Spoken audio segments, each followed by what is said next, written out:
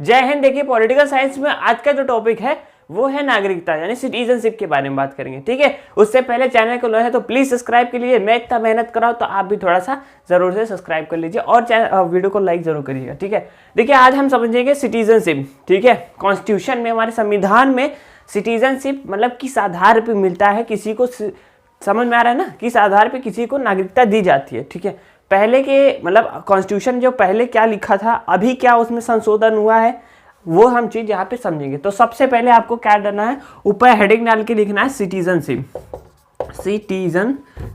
Citizenship का क्या मतलब होता है, नागरिकता ना। सिटीजनशिप यानी कि नागरिकता की बात हो रही है, नागरिकता। देखिए ध्यान दीजिए, याद रखिएगा कि अगर हम पर्सन की बात करेंगे तो पर्सन का मतलब हो जाता है कोई भी एक बाहरी देश से आया हुआ व्यक्ति, पर्सन की बात हो रही है, समझ रहे, पर्सन। ठीक है, याद रखिएगा पर्सन का मतलब होता है कोई व्यक्ति। बट सिटीजन का अगर जहां यूज हो गया वर्ड से, देखिए वर्ड बहुत ही इंपॉर्टेंट होता है किसी भी चीज के लिए। तो याद रखिएगा सिटीजन का मतलब होता है नागरिक, यानी कि देश का नागरिक। तो सिटीजनशिप यानी नागरिकता, यानी उस देश में रहने वाले का अधिकार, मतलब उस देश का नागरिक होगा इसलिए हम उसके सिटीजनशिप कहते हैं। समझ में आ रहा है कि नहीं आपको? ठीक है, देखिए ये आपको एग्जाम में बहुत ज़्यादा क्वेश्चन पूछता है कभी कोई। ठीक है, और काफ़ी इसके बाद आता है। इसके बाद हम NRI वो सब समझेंगे नेक्स्ट वीडियो में। फिलहाल तो हम बस मोटा मोटा समझेंगे सिटीजनशिप और कौन कौन से आर्टिकल्स में ये लिखे गए हैं। तो ये याद रखिएगा सबसे पहले कि सिटीजनशिप जो है हमारे कॉन्स्टिट्यूशन के भाग 2 में लिखा है, यानी कि पार्ट 2 या भाग 2 कह सकते हैं। ठीक है, भाग 2 के कहां से कहां तक, कौन से अनुच्छेद की बात हो रही है ना, आर्टिकल।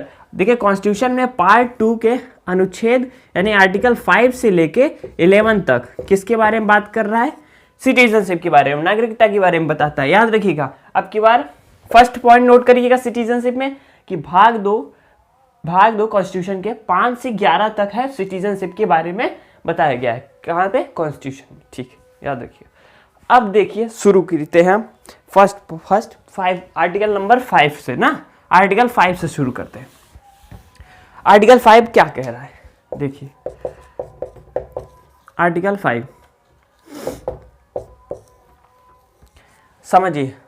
देखिए क्या था कि जो कॉन्स्टिट्यूशन बना, ये कब बन के मतलब लागू कब हुआ, 26 जनवरी 1950 के दिन ना, 26 जनवरी 1950 के दिन कॉन्स्टिट्यूशन बन के, मतलब बनने में तो और बन रहा था काफ़ी, जब आज़ादी मिल गई 47 में, उसके बाद बनने में लगभग 3 साल के लगभग टाइम लगा था। तो 1950 में फाइनली ये क्या हो गया, लागू हो गया। अब देखिए संविधान के आरंभ में नागरिकता, जो आर्टिकल नंबर 5 है आपको ये क्या कहता है, संविधान के आरंभ में नागरिकता, मतलब संविधान जब लागू हुआ उस समय किस आधार पे लोगों को नागरिकता मिली है, समझ रहे हैं।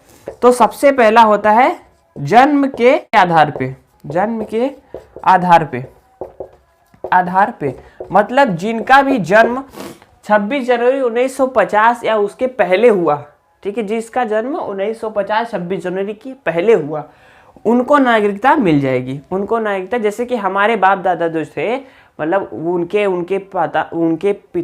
पिता ऐसे कर करके पीछे और पीढ़ी दिखेंगे, तो उन लोगों की कैसे मिला, मेरे दादाजी को वो क्या हुए थे, उनका जन्म 1947 में हुआ। तो 1947 यानी कि 1950 के पहले की बात है, तो उनको जन्म के आधार पे ही नागरिकता मिली है, समझ रहे हैं। तो उनका जन्म यही हुआ इंडिया में, तो उनको इस आधार पे मिली है। देखिए जन्म के आधार पे हो गया कि अगर आपका जन्म क्या हुआ 1950 से पहले हुआ 26 जनवरी से, और दूसरा आपके माता पिता या तो भारतीय हैं और आपका जन्म कहीं बाहर हो गया है, तो आप लोगों को भी किस आधार पे मिला, आपके माता पिता, जैसे हम लोग को कैसे मिला है, क्योंकि हमारे माता पिता भारतीय थे, वो यही शुरू से है, फिर हम भी उनके वंशज हैं, तो हमें भी उसी आधार पे मिल गया नागरिकता। अच्छा ये तीसरा देखिए जो तीसरा पॉइंट है वो है संविधान के लागू होने के 5 साल पहले, समझ रहे हैं। जब संविधान 26 जनवरी 1950 के पहले हुआ, मतलब लागू हुआ कब, 1950 में, ठीक है। तो उससे 5 साल पहले यानी कि 1945 से पहले, 1950 के पहले नहीं, 1945 के पहले वाले जो भी लोग रहेंगे उनको नागरिकता मिल जाएगी, कोई दिक्कत नहीं है, ठीक है, अगर वो यही भारत में ही रह रहे हैं, ठीक है। बहुत सारे उसमें क्रांतिकारी थे, जो विदेश के भी बहुत सारे बड़े बड़े नेता थे, वो उनको भी बहुत इसी आधार पे ही मिला है कि वो लोग बहुत दिन से इंडिया में ही थे,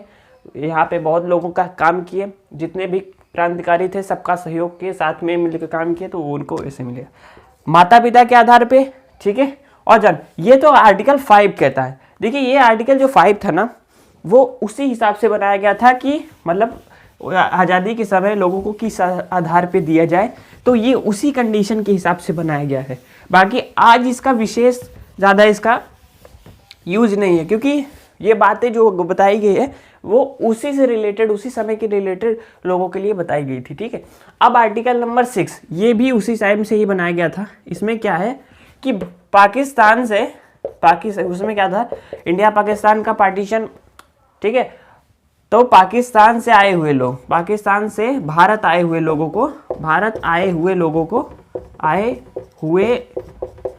को नागरिकता। देखिए इसमें क्या बताया गया कि पाकिस्तान से भारत आए हुए लोगों को नागरिकता, मतलब कि जो भी लोग पाकिस्तान से आए थे, कब 19 जुलाई 1948 के पहले, 1948 के पहले जो भी लोग भारत में आए थे, कहाँ से, पाकिस्तान से होकर। ठीक है, तो उन सबको क्या हुआ था, ये कहा गया था कि आप भारत में अगर इस तारीख से पहले आए हैं तो आपको नागरिकता दी जाएगी। समझ रहे। बट जो 19 जुलाई के बाद आया, 19 जुलाई, उसमें क्या था कि वहां पे 19 जुलाई के समय एक परमिट लग गया। परमिट मतलब कि एक कानून लग गया कि इसके बाद, मतलब 19 जुलाई 1948 के बाद जो लोग पाकिस्तान से इंडिया में आ रहे हैं उनके लिए ये परमिट वाला मतलब लागू हो गया। मतलब इससे पहले तो जो लोग आना चाहते थे, चलो खुले आम, कोई छूट है, जितने आने चाहे भर के गाड़ी में आ जाओ, ट्रक से आ जाओ, जीप में भर के आ जाओ। तो सब लोग जो भी समझदार थे, क्या था कि लोगों को 1 मार्च, लगभग मार्च से ही पता चल गया था कि अब इंडिया और पाकिस्तान का पार्टीशन होके रहेगा। और बहुत लोग तो उसमें खुश भी थे और फटाफट तैयारी, अपना झोला बिस्तर सब बांधे थे कि अब बस फटाक से निकलना ही है। ठीक है, तो क्या हुए थे, भाग लिए थे पहले ही कि चलो अब तो पार्टीशन होना ही है। तो मार्च से ही जो लोग दिमाग लगा के भागे थे, फरवरी मार्च से ही, और आज़ाद तो हो ही गया था देश। ठीक है, तो 1948 में 19 जुलाई के पहले सब भाग गए थे, उसके मतलब वहीं पे। बाकी जो लोग वापस आना चाहते थे वो उसके पहले भी आ सकते थे, लेकिन अब की बार अगर पाकिस्तान से कोई वापस आएगा इस डेट के बाद 19 जुलाई, तो उसे फिर क्या करना पड़ेगा, एक रजिस्ट्रेशन भरना पड़ेगा। उसे रजिस्ट्रेशन भरना था। रजिस्ट्रेशन मतलब था कि वहाँ पे अपना नाम, गांव, सब पता वो सब भरिए, और उसके बाद क्या होगा, आपको 6 महीने के बाद, 6 मंथ के बाद आपको भी नागरिकता दी जाएगी। ठीक है, यही तो हमारे अंदर खासियत है कि हम लोग ने सबके साथ समान व्यवहार किया, किसी के साथ अन्याय नहीं किया। सबको, जिसको आना था भाई वो आ जाए खुलेआम, मतलब कोई भी आपको रोक टोक नहीं है कि हम नहीं आने देंगे। हालांकि आप जानते हैं पाकिस्तान की सिचुएशन क्या थी, तो उस समय के लिए जो भी आना चाहते थे उनके लिए था कि 19 जुलाई 1948 के बाद जो आएंगे उनको यही रजिस्ट्रेशन करना पड़ेगा, और 6 मंथ के बाद उन्हें रुकना पड़ेगा। उसके बाद नागरिक, पूर्ण रूप से नागरिक सिटीजनशिप दे दी जाएगी। ठीक है, ये तो उस समय था 19 जुलाई। अच्छा, इसी में ये 6 आर्टिकल नंबर 6 में है। ठीक है, आप देख लीजिएगा। वैसे सब मैं कवर ही कर ले रहा हूँ, आपको देखने की कोई ज़रूरत है नहीं। एग्जाम में कोई क्वेश्चन पूछेगा तो फटाक से बता सकते हैं। ठीक है, 7 जो है वो भी इसी से रिलेटेड है। वो क्या है कि जो लोग इंडिया से पाकिस्तान गए और फिर वहाँ की कंडीशन, वो जो तहलका मचा, उसके बाद उससे तंग होके जो वहाँ से भागे, जो वहाँ से पलायन फिर किए, माइग्रेट, तहलका मचा और वो लोग रिटर्न हुए, भागे।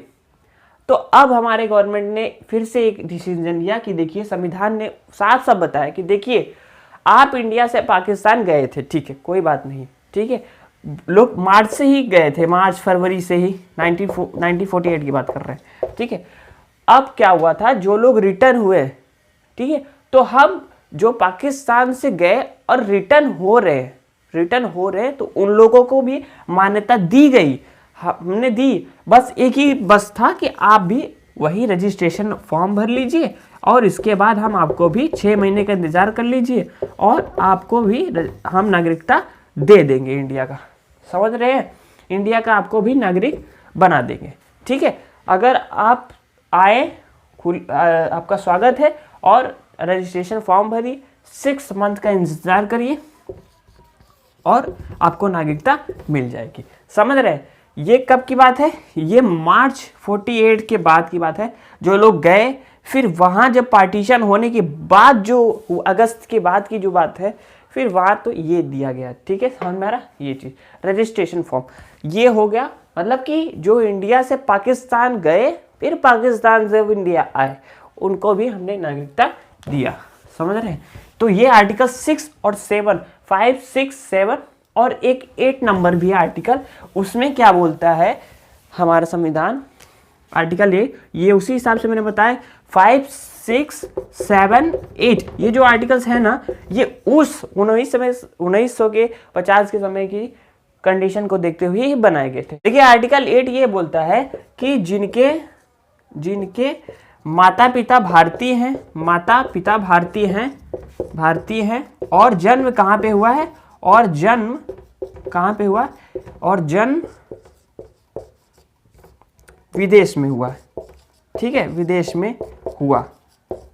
समझ रहे हैं कि नहीं, जैसे कि क्या था उस समय भी लोग, जो भी अच्छे वर्ग के लोग थे, उनके माता पिता भारतीय थे। ठीक है, और वो लोग अच्छी एजुकेशन पाने के लिए, अरे अलग अलग वर्क में, कोई भी अलग अलग नौकरी पे, जॉब के लिए, रोजगार के लिए विदेशों में गए थे। जापान में गए थे बहुत लोग, अमेरिका तो बहुत लोग गए थे, फिर ऐसे ही काफ़ी देशों में गए थे लोग। ठीक है, तो उस समय क्या था कि जो जिनके माता पिता भारतीय थे, उनको ये कहा गया कि आपके भी बच्चों को हम नागरिकता देंगे। ठीक है, अगर आपके माता पिता मतलब भारतीय हैं, आपके माता पिता अगर भारतीय हैं, आपका जन्म भले ही कहीं दूसरे देश में हुआ हो या वहाँ पढ़ रहे हो, एजुकेशन कर रहे हैं, बट हम आपको नागरिकता देंगे, सिटीजनशिप। ये कहा गया आर्टिकल नंबर 8 में। समझ में आया, ये तो उसी मतलब क्या था, जैसे कि उसमें क्या था कि बहुत सारे जो क्रांतिकारी लोग थे वो विदेशों में भी, जहाँ भी भारतीय बसे थे, ठीक है, जहाँ भी भारतीय थे, उनके बीच में भी एक क्रांति की भावना ला रहे थे, रिवोल्यूशन ना। तो वही चीज़ के लिए, क्योंकि वो वहाँ थे, तो वहाँ के रहने वाले लोग भी बहुत सारे थे वहाँ भी विदेश में, तो उनके लिए कहा गया कि आपके बच्चे, आप हैं, आपके बच्चों, तो उनको भी हम नागरिकता दे देंगे, कोई दिक्कत नहीं है, बस एक शर्त कि आपके माता पिता भारतीय होने चाहिए। समझ में आया, आर्टिकल नंबर 8 यही कह रहा है। उस समय बहुत सारे लोग विदेशों में थे, उनके माता पिता, ठीक है, भारतीय थे, इंडिया में थे, और वो बच्चे उनके बाहर पढ़ रहे थे। चलिए देखिए आर्टिकल नंबर 9, यहाँ से अब एग्जाम से जो क्वेश्चन आते हैं वो 5, 6, 7, 8 से ज़्यादा नहीं आते, एग्जाम से अब 9, 10, 11 से आते हैं ज़्यादा। ठीक है, 9 जो हम आर्टिकल क्या कहता है कि अगर आपने किसी विदेश में दूसरे देश की नागरिकता प्राप्त की तो आपकी भारत की नागरिकता समाप्त कर दी जाएगी। अगर आपने दूसरे देश की नागरिकता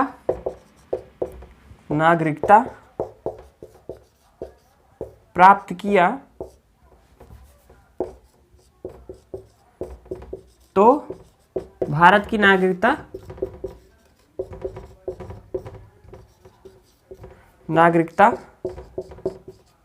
समाप्त।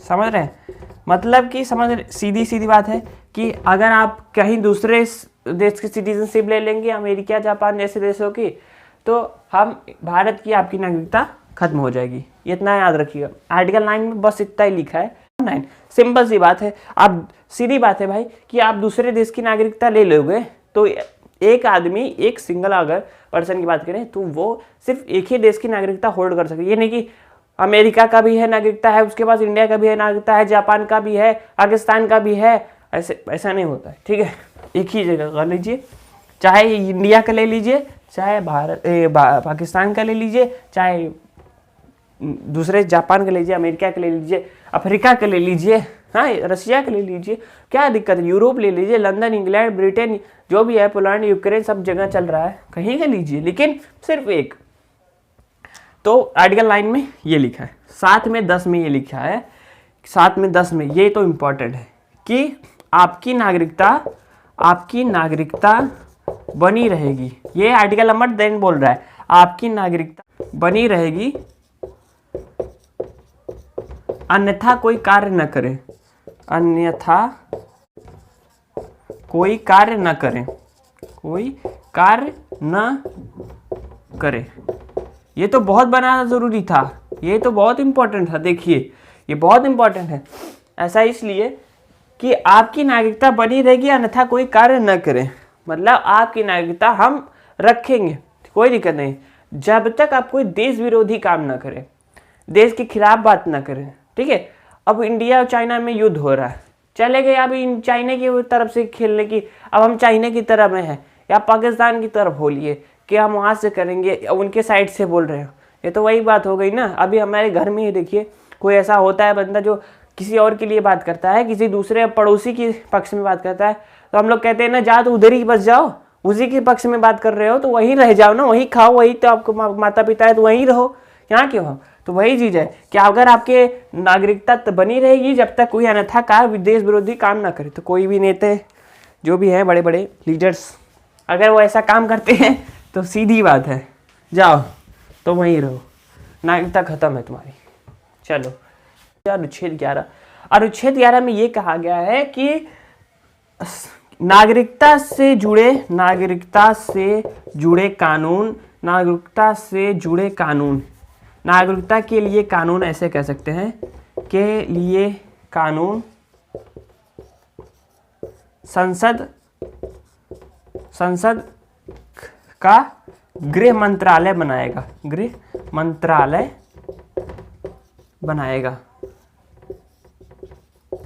इसका क्या मतलब है कि आर्टिकल 11 में ये लिखा गया है कि जो भी सिटीजनशिप से जुड़े हुए कार्य रहेंगे, सिटीजनशिप के बारे में जो भी कानून लॉ रहेगा वो संसद का गृह मंत्रालय बनाएगा। गृह मंत्रालय यानी कि मिनिस्ट्री ऑफ होम अफेयर्स के बारे में, अमित शाह की डिपार्टमेंट अभी फिलहाल के लिए, ठीक है, वो बनाएंगे। ठीक है, जो भी अगर आपको नागरिकता लेनी है, जो फॉर्म आता है भरने के लिए, रजिस्ट्रेशन के लिए, वो भी आप वहीं से प्राप्त करेंगे, जो भी प्रोसीजर है वहां से आप समझिएगा।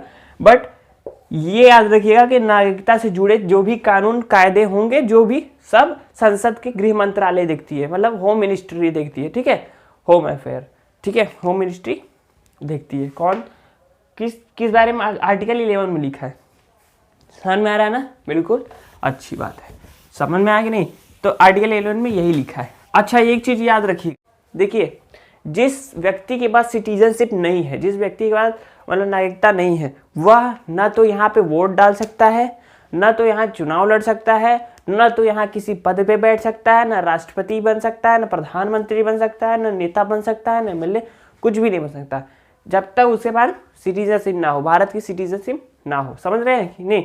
ये नहीं कि फॉरेन से कोई आया अगले दिन कहेगा मैं यहाँ पे वोट डालने आया हूँ, मैं चुनाव लड़ूंगा, ऐसा नहीं हो सकता कभी भी। ठीक है, आप आइए, आप नागरिकता लीजिए, नागरिकता लेने के बाद अब नागरिकता किस आधार पर मिलता है आज के समय में, वो हम धीरे धीरे समझेंगे। अभी तक तो हमने सिर्फ आर्टिकल 11 में ही समझा है। ठीक है, अब देखिए नागरिकता में अधिनियम, यानी कि नागरिकता में जो एक्ट आया, पहला एक्ट, मतलब उसमें सुधार जो आया, पहला सुधार करने का, वो आया 1955 में ही, आज नहीं आया था, 1955 में ही आया था। ठीक है, 1955 नागरिकता अधिनियम, हेडिंग डाल के लिख लीजिएगा कि नागरिकता अधिनियम, यानी कि सिटीजनशिप एक्ट 1955 पहला एक्ट आया फर्स्ट।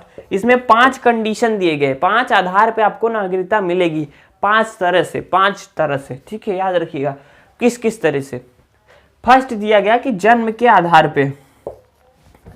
आधार पे, ये तो बड़ी मुश्किल थी, बड़ी गड़बड़, ये तो बना दिए थे या तो अधिनियम 1955 में, पता नहीं क्या था, बनाए ये थे कि जन्म के आधार पे नागरिकता दी है।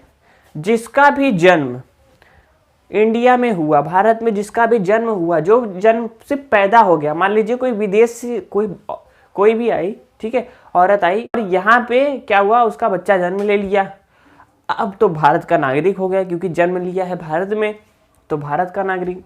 ये कोई नियम है? आज आए कल से नागरिक बन गए, ये गलत बात है। ठीक है, तो ये पहले क्या था कि लाया गया 1955 में, बाद में इसको सुधारा भी गया। इसको सुधारा गया जाकर 1986 में, 1986 में जाके इसमें सुधार आया। बताइए कितने सुधार ये किया गया कि देखिए 55 अधिनियम में जन्म के आधार पे जो दिया था वो तो सीधा कह रहा था कि जिसका जन्म भी इंडिया में हो गया, भारत में हो गया, वो नागरिक हो गया। बाद में जाकर 1986 में ये एक और इसमें ऐड किया गया, सुधार किया गया कि उनके माता या पिता में से कोई भी एक भारत के नागरिक होने चाहिए। ये तो फिर भी गड़बड़ी था। आप समझ सकते हैं कैसे, बताता हूँ। माता और पिता में से कोई नागरिक होना चाहिए। अब क्या होता था इसमें, बाहर से कोई व्यक्ति आया किसी भी मकसद से, वो आया इंडिया में, जैसे कि मैं समझा दे रहा हूँ इशारे में, कोई भी विदेश से आएगा, यहाँ के किसी भी लड़की से शादी करेगा, फिर उससे भी जो बच्चा होगा वो तो भारत का नागरिक हुआ ना, वो बच्चे को सिटीजनशिप इंडिया के मिलेगी। क्यों? क्योंकि भाई कहा गया है ना 1986 में क्या था कि अधिनियम के 1955 अधिनियम के तहत कि माता और पिता में से कोई एक होने चाहिए। तो भाई माता तो है ही उसकी नागरिक यहाँ देश की, भले पिता कहीं का भी हो, समझ रहे, पिता कहीं का भी हो, माता तो है ही यहीं के। तो भाई ये तो गड़बड़ हो गई, जो भी लोग आएंगे यहीं पे तब तो नागरिक ऐसे ही मिल जाएंगे। तो ये तो बहुत बड़ी गड़बड़ थी। हाँ, तो इसे जाकर 2003 में तब जाकर इसे सुधारा। बताइए इतने टाइम इसे सुधार रहे, छोड़ क्या करें। माता और पिता में से अब क्या था कि माता और पिता में से दोनों के पास वैलिड डॉक्यूमेंट्स होने चाहिए। माता और पिता के पास दोनों के पास वैलिड डॉक्यूमेंट होने चाहिए, और माता और पिता दोनों ही भारतीय नागरिक होने चाहिए। ये सुधार किया गया, मतलब उनके पास वैलिड तरीके से, मतलब का एकदम सही तरीके से उनके पास सही डॉक्यूमेंट होने चाहिए, और माता और पिता दोनों ही भारत के नागरिक होने चाहिए। समझ रहे हैं? ये नहीं कि अब कल आए तब से 6 महीने यहाँ रहे। तो इससे पहले यही होता था, जो यहाँ 6 महीने आया रहने के लिए उसको नागरिकता मिल जाती थी। समझ रहे कि नहीं? जब बाद में ये कानून आया तब जाकर इसमें सुधार हुआ। सोच सकते कितना समय लग गया इसको सुधारने में। ठीक है, तो माता और पिता दोनों में से क्या था कि दोनों में से देखिए दोनों के पास नागरिकता होनी चाहिए, और साथ में उनके पास वैलिड डॉक्यूमेंट। ये नहीं ये फर्जी वाला कुछ भी कंडीशन बना दो ऐसे ही, ये नहीं। सेकंड जो है ये, अब देखिए हम लोग अधिनियम में भी पढ़ रहे, याद रखिएगा 1955 अधिनियम एक्ट, मतलब नागरिकता अधिनियम के तहत सेकंड जो था कि वंश के आधार पे अच्छा, वंश के आधार पे मतलब जैसे कि मैं अपने दादाजी का वंश हूँ, मेरे अपने पिताजी का वंश हूँ, तो ये वंश के आधार पे हो रहा है ना। तो वंश के आधार पे सीधी बात है, जिनका भी वंश रहेंगे उनको उसी आधार पे क्या दिया जाएगा, नागरिकता। लेकिन पहले क्या था 1955 में, क्या था 1955 में कि वंश पिता के आधार पे दिया जाएगा। समझ रहे हैं कि जो पिता जहां से रहेगा वो वहां का नागरिक हो। कि अगर पिता अगर मान लीजिए यूरोप से है या कहीं और से है, रशिया से है, तो वो वहां का नागरिक होगा। उसका जो पुत्र होगा, बेटा जो होगा, नया सन, वो कहाँ का होगा, वो वहां की नागरिकता हो गई। माता की नागरिकता से उसे नहीं मिलेगी नागरिकता, मतलब माता से वंश नहीं गिना जाएगा। इसे भी सुधार आ गया। बताइए इसमें भी सुधार हुआ। फिर जाके जितने भी औरतें थी भाई विद्रोह क्योंकि भाई देखिए क्या बच्चा सिर्फ उसी पिताजी का है, माताजी का बच्चा नहीं, उस पर भी उतना ही हक बनता है। ठीक है, तो माताओं ने क्या किया, हाई कोर्ट में कर दिया ये सब केस कि ऐसा नहीं होगा, हमको भी हमारे आधार पे भी होना चाहिए। समझ रहे? तो माता और पिता दोनों के आधार पे, वंश के आधार पे दिया जाता है नागरिकता। बशर्ते ये होना चाहिए अगर मान लीजिए एक कोई फॉरेन से है, कोई इंडिया से है, तो वहाँ पे ये देखा जाएगा कि वहाँ पे 2 चॉइस है, या तो आपके माता के आधार पे आप लोग ले लो नागरिकता, या पिता के आधार पे ले लो। तो 2 ऑप्शन मिल जाएंगे आपको। ठीक है, तो यहाँ पे 2 ऑप्शन ऐसे याद रखिएगा। समझ रहे?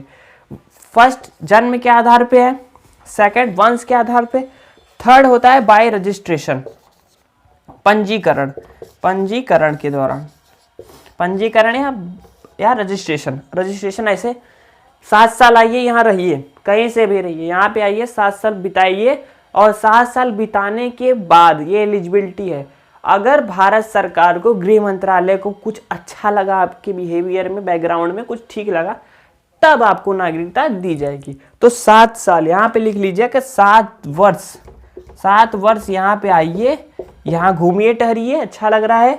7 वर्ष गुजारने के बाद अगर भारत सरकार की गृह मंत्रालय अच्छा लगेगा तो आप क्या करिए, 7 साल हो गया आपका, समझ रहे, पहले 5 साल था, अब ये 7 साल किया गया है, तो 7 साल रहिए। साथ में आपको फिर रजिस्ट्रेशन फॉर्म मिलेगा, मतलब रजिस्ट्रेशन फॉर्म भरिए, ठीक है। 6 मंथ के बाद आपको रिप्लाई होगा कि आपको दिया जाना है या नहीं दिया जाना है, समझ रहे हैं, ये चीज़ हो गया।